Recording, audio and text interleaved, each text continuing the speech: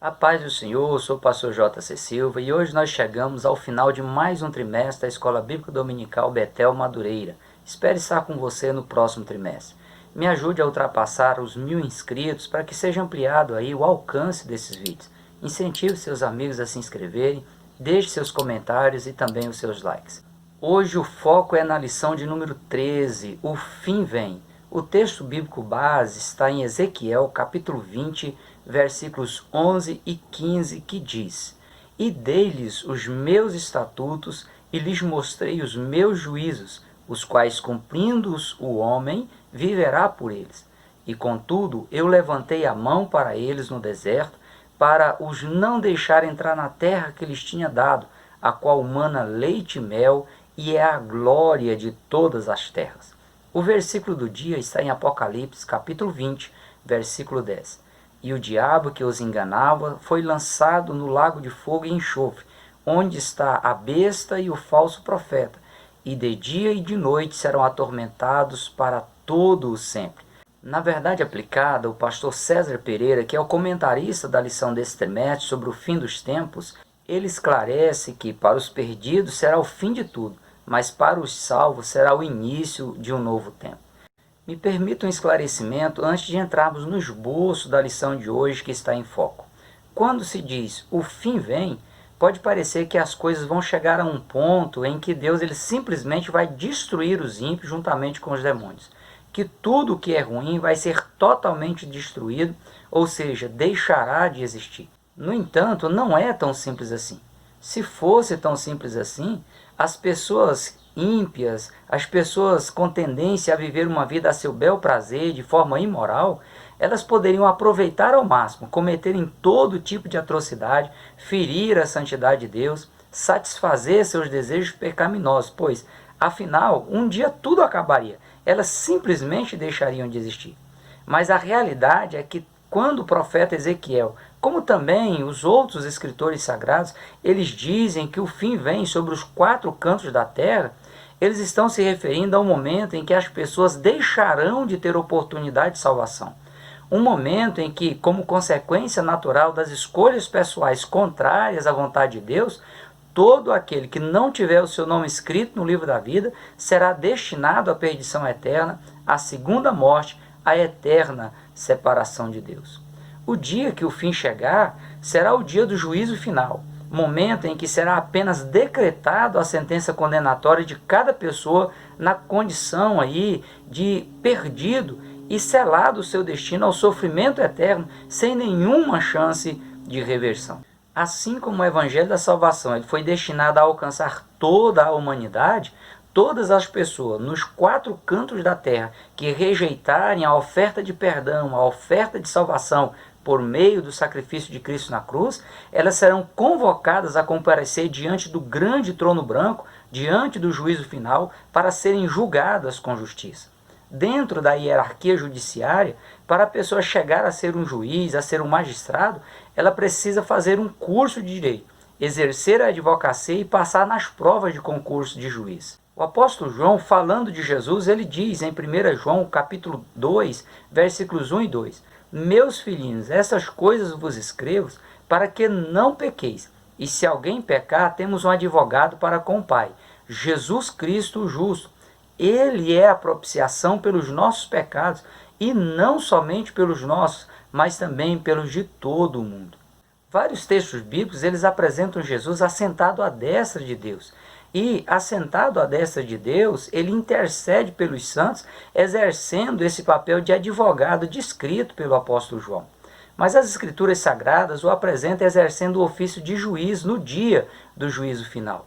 Momento em que vai se cumprir o que foi profetizado pelo apóstolo Paulo, que todo joelho se dobrará diante dele e toda língua confessará que ele é Senhor.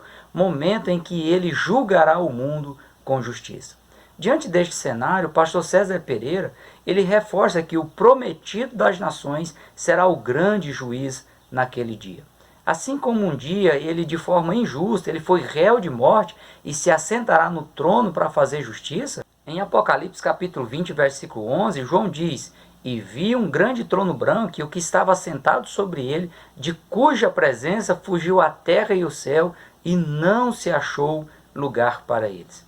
A sua presença será tão imponente que os céus e a terra vão fugir de sua presença. Os estudiosos entendem que essa retirada dos céus e da terra, da presença daquele que estará sentado no grande trono branco, ocorrerá para que os céus e a terra retornem plenamente purificados e transformados em novo céu e em nova terra. Os mortos que não fizeram parte da primeira ressurreição, eles vão ressurgir para a vergonha e para o desprezo eterno. Independente da causa morte, independente do lugar que o corpo foi depositado, quando a morte física chegou, o espírito e a alma dos ímpios eles vão retornar e ocorrerá a segunda ressurreição. As pessoas na condição de não salvos, de todas as raças, tribos, línguas, de todas as classes sociais e políticas, vão comparecer para serem julgadas, receberem aí o veredicto final. João diz em Apocalipse capítulo 20, versículos 12 e 13: E vi os mortos, grandes e pequenos, que estavam diante do trono, e abriram-se os livros. E abriu-se outro livro, que é o livro da vida. E os mortos foram julgados pelas coisas que estavam escritas nos livros, segundo as suas obras. E deu o mar os mortos que nele havia, e a morte e o inferno deram os mortos que neles havia. E foram julgados, cada um, segundo as suas obras. Quanto ao juízo final, vale lembrar que a igreja, as pessoas na condição de salvas, todas as que participarem da primeira ressurreição, elas não passarão pelo julgamento do grande trono branco, pelo juízo final. Nessa fase final, o único papel reservado à igreja, descrito pelo apóstolo Paulo em 1 Coríntios capítulo 6, versículo 3, é que a igreja vai julgar os anjos caídos. A sentença que será proferida no juízo final, ela será definitiva e irrevogável. Não haverá reversão da sentença. O escritor César Rosa, ele pondera que as condenações serão feitas pelo próprio Deus na pessoa de Jesus Cristo e não terão instâncias superiores para apelação. Os livros que serão abertos no juízo final vão comprovar que o julgamento será justo e imparcial. As pessoas não se dão conta de que em todo instante elas estão sendo observadas, que elas nunca estão sozinhas no universo e que tudo que elas fazem ou deixam de fazer diante de Deus está sendo registrado. Quantas vezes as pessoas cometem algum tipo de pecado por imaginar que ninguém vai ficar sabendo, e isso é um ledo engano. No momento do julgamento final, serão apresentados vários registros que vão corroborar que a justiça divina em condenar os ímpios será feita de maneira justa. Veja alguns livros que pode-se inferir que eles serão abertos diante aí do grande trono branco no juízo final. O primeiro é o livro da natureza. Salmos número 19, verso 1 a 4, a parte A diz: Os céus manifestam a glória de Deus, e o firmamento anuncia a obra das suas mãos. Um dia faz declaração a outro dia, e uma noite mostra sabedoria a outra noite. Sem linguagem, sem fala, ouvem-se as suas vozes em toda a extensão da terra, e as suas palavras até o fim do mundo. Se a natureza ela testifica do Criador, ela também testemunhará que as pessoas elas tiveram as oportunidades necessárias e possíveis para se converterem, mas rejeitaram a oportunidade dada por Deus. O segundo livro é o livro dos atos dos homens, ou o livro das obras. Apocalipse capítulo 20, versículos 12 e 13, deixa claro que o critério de julgamento será segundo a obra de cada pessoa, cujas penalidades vão ser aí compatíveis com a culpa de cada pecador. O terceiro livro é o livro da memória. Em Lucas capítulo 16, versículo 25, na parábola do rico e Lázaro, Jesus esclarece que a consciência humana ela sobrevive à morte. Ou seja, a pessoa ela continua se lembrando de tudo que vivenciou, seja por atos ou por pensamentos. E isso vai ser trazido para apresentar como num grande telão, para que a pessoa não tenha com que reclamar que esteja sendo injustiçada no juízo final. Será o momento em que Deus há de trazer a juízo toda a obra e tudo que está encoberto, quer seja bom, quer seja mal. O quarto livro é o livro do Evangelho. Em João capítulo 12, versículo 48 e Romanos capítulo 2, versículo 16, dentre outros registros bíblicos, Jesus ele prometeu recompensar as pessoas com a salvação eterna, desde que as pessoas ouçam a palavra de Deus por meio do Evangelho e decidam guardar e fazer a vontade de Deus que está expresso nas Escrituras. O quinto livro é o livro da lei. Romanos capítulo 2, versículos 12 a 14, diz que todos os que sem lei pecaram, sem lei também perecerão. E todos os que sob a lei pecaram, pela lei serão julgados. Porque os que ouvem a lei não são justos diante de Deus, mas os que praticam a lei hão de ser justificados. Porque quando os gentios não têm lei, fazem naturalmente as coisas que são da lei. Não tendo eles lei, para si mesmos são lei, os quais mostram a obra da lei escrita no seu coração, testificando juntamente com a sua consciência os seus pensamentos, quer acusando, quer defendendo-os. Há duas formas de a pessoa ser salva. Ou ela cumpre toda a lei mosaica para alcançar a condição de justo, ou ela se submete pela fé ao sacrifício de Cristo na cruz do Calvário para alcançar a sua salvação. A presença do livro da lei mosaica ela será uma espécie de contraprova.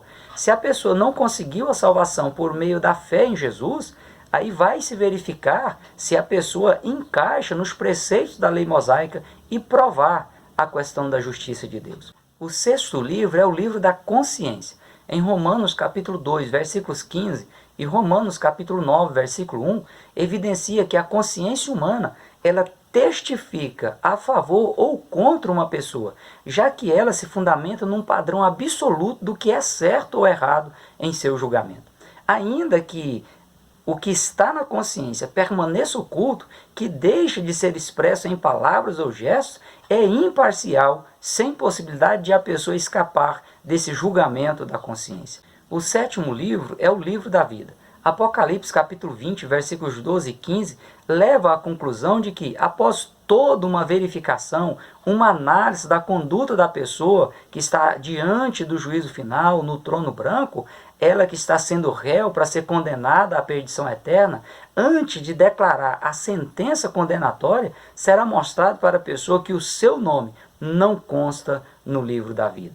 Diante de um julgamento 100% justo, a própria pessoa ela chegará à conclusão de que recebeu a sentença que as suas obras, que a sua conduta merecia. As pessoas condenadas à perdição eterna, elas serão lançadas no lago de fogo, de acordo com Apocalipse capítulo 20, versículo 15, que diz: e aquele que não foi achado escrito no livro da vida, foi lançado no lago de fogo, mais conhecido como inferno. Para não deixar dúvidas, me permita voltar aqui no versículo 14 do capítulo 20 de Apocalipse. Lá diz: e a morte e o inferno foram lançados no lago de fogo, e esta é a segunda morte. No contexto bíblico, há 4 termos bíblicos traduzidos para o português como inferno. O primeiro termo é Sheol. É um termo hebraico que significa sepultura, inferno, cova. Esse termo é usado no Antigo Testamento para se referir à região dos mortos, das pessoas que passaram para a eternidade. De acordo com a parábola do rico e Lázaro, contada por Jesus em Lucas, capítulo 16, versículo 19 a 31, Jesus dá a entender que antes da sua morte e antes da sua ressurreição, as almas das pessoas que morriam iam para o Seol, para esse local, no qual havia 2 ambientes. Um ambiente para as pessoas que morreram na condição de salvo, denominado de seio de Abraão, e um ambiente de tormento, no qual ficavam as pessoas ímpias que morreram na condição de não salvas. O segundo termo na Bíblia para se referir ao inferno em português é Hades. Esse é um termo grego que mais se aproxima do hebraico Sheol, sendo aí uma alusão ao mundo dos mortos. Com uma diferença, a de que após a morte e a ressurreição de Jesus, o seio de Abraão, aquele espaço reservado às pessoas que haviam morrido na condição de salvo, ele foi esvaziado. E todas as almas das pessoas mortas na condição de salvas estão aguardando a ressurreição dos justos no paraíso. No Hades permanecem apenas as pessoas que morreram na condição de não salvas, apenas aquele ambiente de tormento, e essas pessoas estão aguardando a ressurreição para a condenação eterna. O terceiro termo é Tártaro. Esse termo grego ele era utilizado na mitologia grega para aludir ao mundo dos mortos, a habitação dos perversos. E Pedro, ele utiliza esse termo na sua segunda carta, no capítulo 2, versículo 4, para se referir ao local dos anjos caídos, aonde eles foram jogados, ou seja, é a região habitada pelos demônios. O quarto termo grego, traduzido para o português como inferno, é Geena. Esse é um termo grego e nas 12 ocorrências que ele aparece no Novo Testamento, sempre ele significa inferno como um local de suplício eterno. O Geena é o mais profundo abismo, é a designação do local para onde os ímpios serão destinados ao tormento eterno.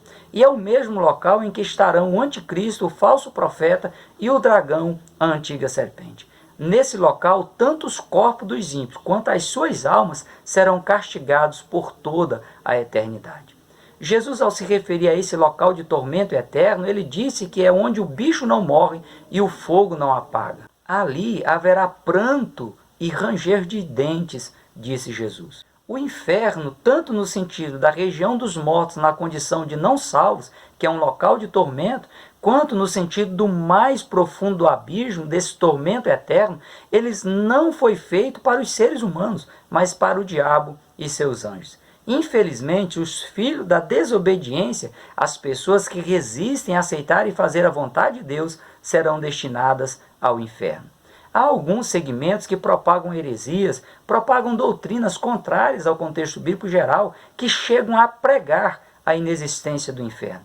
No entanto, é só observar a ênfase que as Escrituras Sagradas dão a esse tema e você verá o quanto ele é real e o quanto Deus trabalha para livrar as pessoas da condenação eterna, tornando-as ciente que é uma realidade, ciente de que vai acontecer, dando tempo e oportunidade para as pessoas se arrependerem e buscarem a salvação da sua alma através do sacrifício de Cristo na cruz do Calvário. A ideia defendida pelos universalistas é de que, ao final, todos serão salvos, inclusive o diabo e os anjos caídos. E essa ideia pregada pelos universalistas, ela não encontra nenhuma sustentação teológica no contexto bíblico sagrado. Deus, ele seria injusto ao dar a mesma destinação aos ímpios que vivem na prática do pecado que ele vai dar aos justos que se esforçam em fazer a sua vontade. Tudo acabará, no sentido aí de que todas as coisas elas ficarão consumadas, ou seja, todas as coisas elas serão concluídas. Quem estiver na condição de salvo, permanecerá na condição de salvo.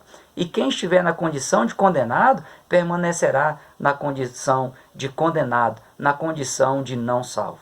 Essas questões físicas e materiais que hoje são contempladas, admiradas ou rejeitadas, elas deixarão de existir como são conhecidas pela humanidade. Aprisionados por toda a eternidade no Geena, no mais profundo abismo, o diabo, o anticristo e o falso profeta, eles nunca mais terão condições de voltar a enganar as nações para guerrear contra Cristo ou para perseguir os salvos.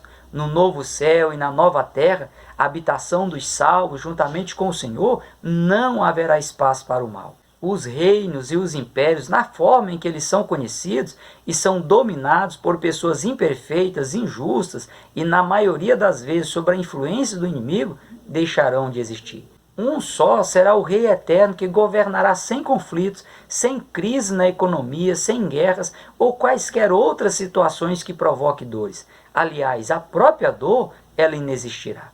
O único reino a permanecer é o reino do Messias, que será um reino eterno, perfeito, tendo como base a justiça e a verdade.